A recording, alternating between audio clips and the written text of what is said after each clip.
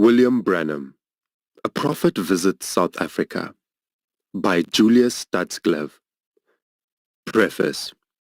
The writing of this book has a threefold purpose. First, David tells us in Psalm 105 that we should make known his deeds among the people. God did many great and wonderful deeds in South Africa through the ministry of the Branham Party. Oh, for words to express what he did in South Africa those last 3 months of 1951. But human ability, even at its best, could never fully portray the signs and wonders which God wrought in our midst. One writer, making a report of some of the meetings, said, "One would like to have supernatural words to express the supernatural ministry of the Lord among the people." As I write to you about what I saw God do in South Africa, I feel like the writer must have felt when he tried to describe the love of God and could only say, "Could we with ink the ocean fill, and were the skies of parchment made? Were every stalk on earth a quill, and every man a scribe by trade? To write the love of God above would drain the ocean dry, nor could the scroll contain the whole, though stretched from sky to sky." David had seen God work in the midst of his people, and as he meditated upon this, his every other expression was, "For his mercy endureth forever." Psalms 136. This forever included our day and age. Yes, his mercy endureth forever. It endureth for the most influential businessman in a thriving South African city. It endureth for the most insignificant native in a segregated African reservation. The first time that a supernatural voice spoke to Brother Branham, it came out of a whirlwind. This is the same way the Lord spoke to Job, that old patriarch of early ages, according to the 38th chapter. There are so many unusual similarities between the life and ministry of William Branham and that of the Old Testament prophets that there can be no doubt in any honest mind that he is a prophet of God, just as Elijah, Elisha, Isaiah, Jeremiah, and the rest of those who have been recognized as prophets of God.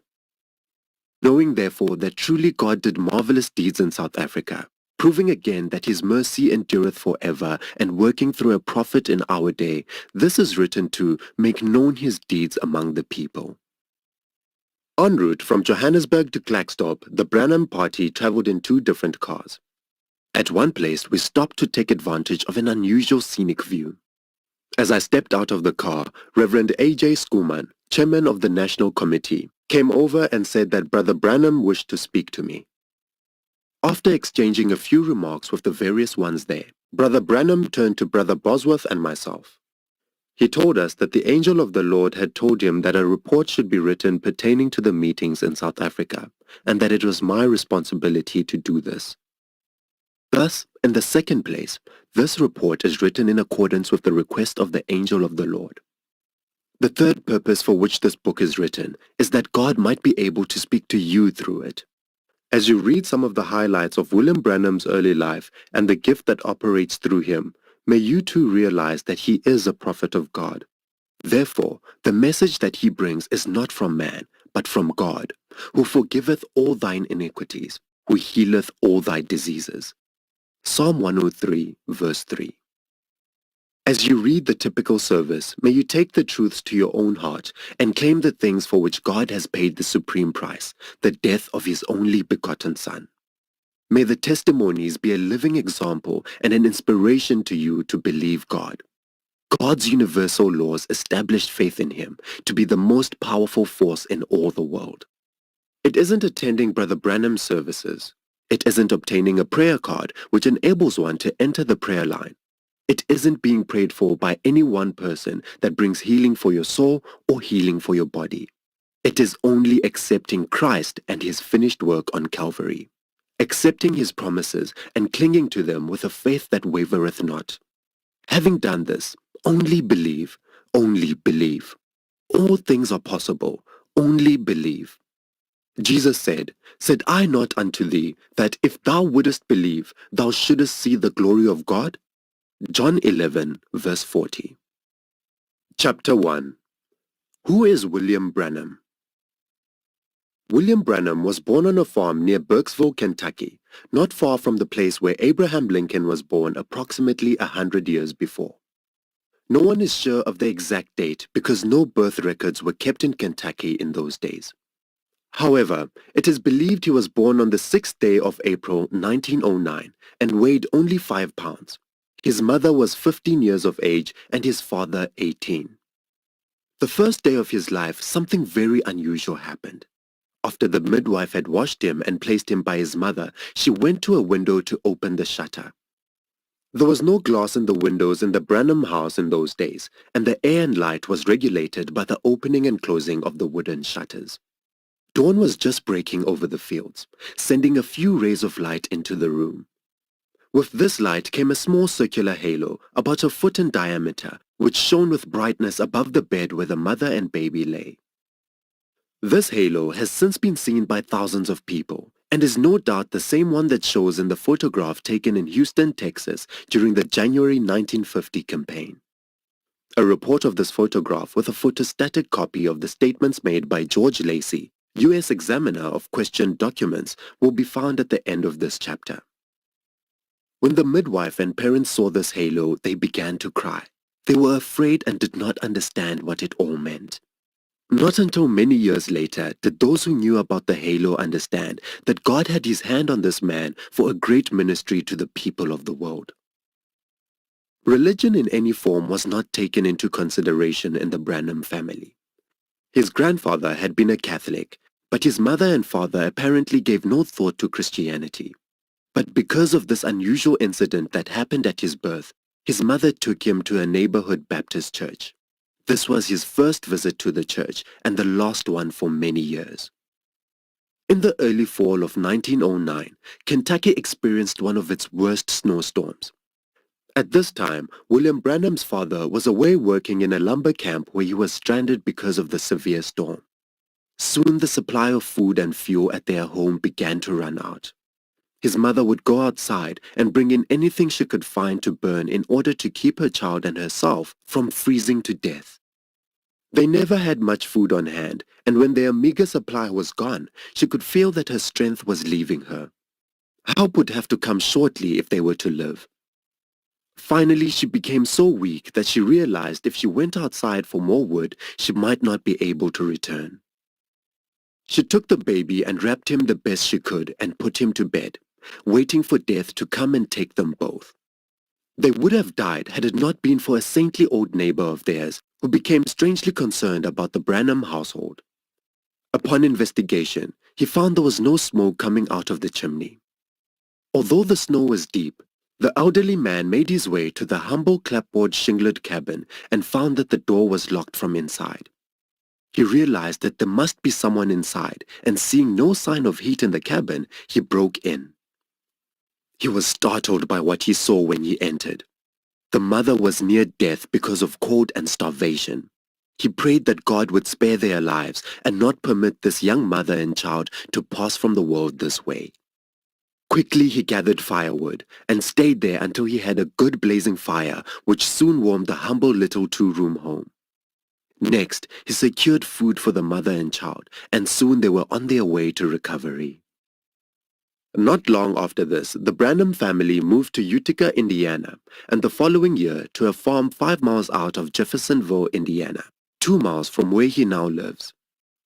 His early life was marked by tragedy, poverty, and misunderstanding. Some of the most vivid memories of William Branham's youth are pertaining to the poverty in which they were forced to live.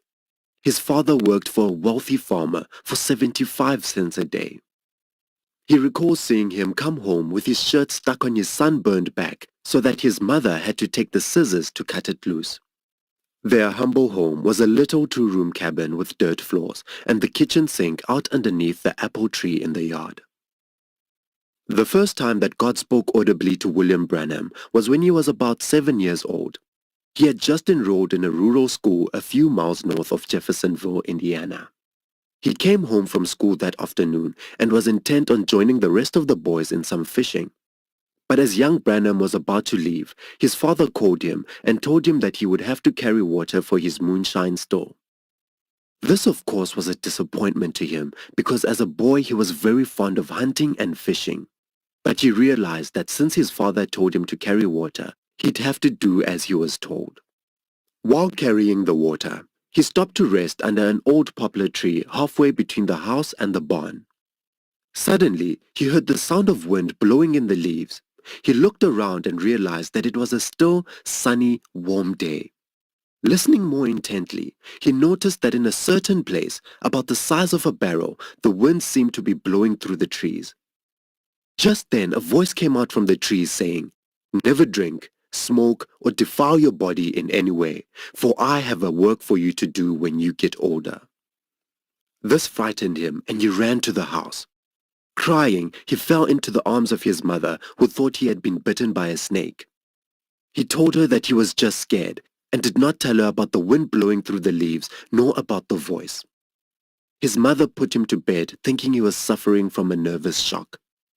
Whenever possible, he would avoid going near that tree, choosing rather to detour around the other side of the garden. 2 weeks later, as he was playing on the banks of the Ohio River, he saw a vision. He noticed what appeared to him to be a bridge coming up from the Kentucky side of the river, over towards Indiana. As the bridge was progressing towards Indiana, he saw 16 men drop from the bridge into the water.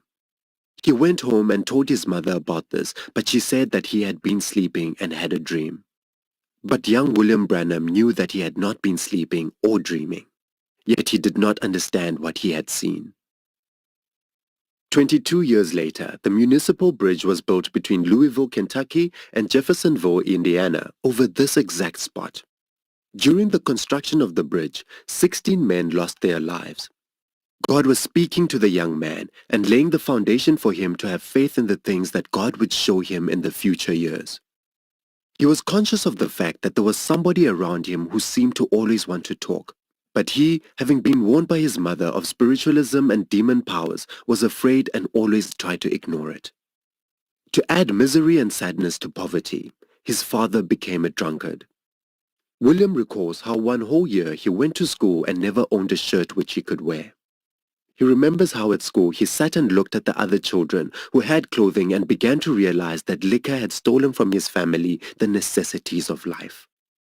He read about Abraham Lincoln, who as a young man got off a boat down in New Orleans and saw white people auction off a large Negro, separating him from his family.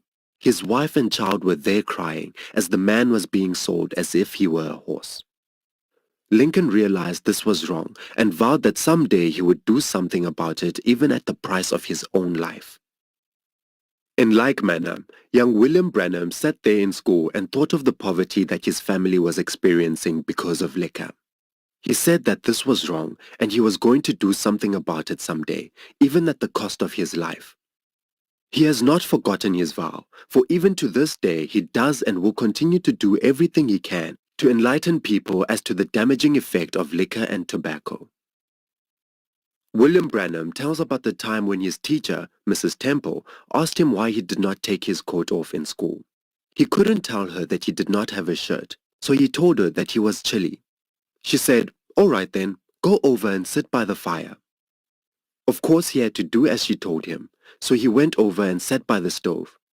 There he was warmer than ever, and although the perspiration was running down his back, he still could not take his coat off.